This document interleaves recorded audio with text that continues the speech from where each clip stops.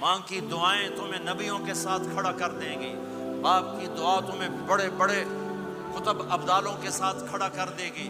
والدین کو خوش کرنا، جو صبح صبح والدین کی صرف ایسے جا کے دیکھ لے، نہ سلام کرے نہ حال پوچھے، بس یوں دیکھ لے محبت سے، صبح سے شام تک جنت میں 2 دروازے اس کے لیے کھل جاتے ہیں۔ صبح سے شام تک جنت میں 2 دروازے کھل جاتے ہیں۔ اگر آپ کے ماں باپ یہاں ساتھ ہیں تو اپنی جنت بنا لیں، ان کے مرنے سے پہلے پہلے اپنی جنت بنا لیں، ان کی دعا لے لیں۔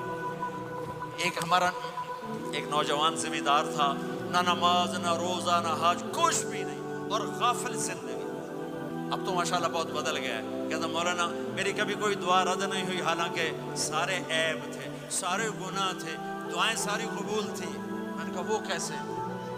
کہ میں رات کو جا کے اماں کو بھی دباتا، اور اب بہت بڑا ذمہ دار اپنی ماں کو بھی دباتا، اپنے باپ کو بھی، پھر دونوں کے پاؤں یوں اپنے باہوں میں لے کر ان کو چومتا اور ان پہ سر رکھ کے دعا کرتا، میری ہر دعا قبول ہوتی تھی۔ تو اپنے ماں باپ کے قدموں تلے اپنی دعائیں تلاش کرو، خاص طور پر اپنی ماں کے قدموں تلے جنت تلاش کرو۔ میرے نبی نے کہا ماں کے قدموں تلے جنت ہے۔ میرے نبی نے حضرت عمر سے کہا تیرے زمانے میں ایک شخص آئے گا، اویس،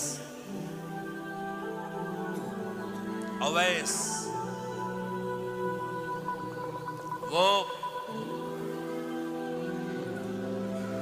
رنگ کا ہوگا کالا، قد کا ہوگا چھوٹا، اور قبیلہ ہوگا قرن۔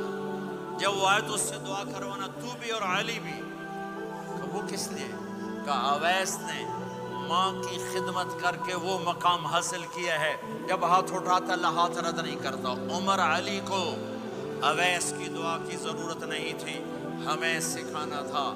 اس عمر کے زمانے میں ان کو پتہ چلا کہ اویس آ گئے ہیں، ان کو ڈھونڈتے ڈھونڈتے پہنچے میدان عرفات میں، نفل پڑھ رہے تھے، کہ ان کے پاس بیٹھ گئے۔ انہوں نے دیکھا 2 آدمی آ گئے، انہیں سلام پھیرا۔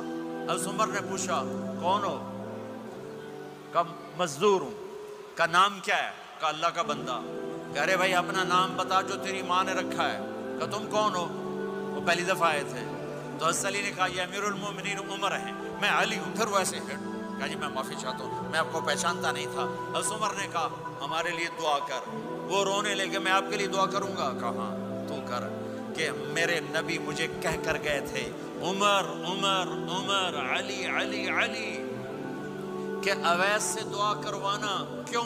کہ ماں کی خدمت کر کے وہ مقام پایا ہے